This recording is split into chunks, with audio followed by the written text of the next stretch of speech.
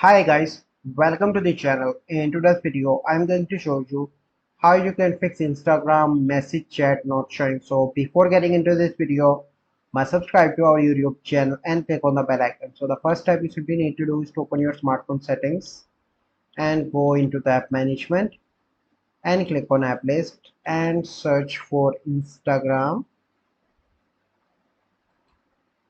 Here you need to click on storage and cache, and the first step you need to clear cache, and after that you need to clear storage.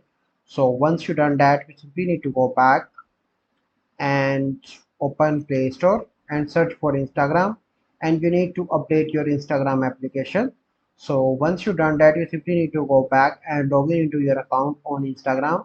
So once you log in, so then you need to click on your this messenger icon on the top right, and after that you can see all your conversations. So this is the process.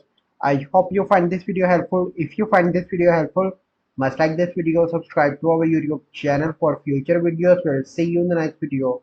Thank you. Have a good day.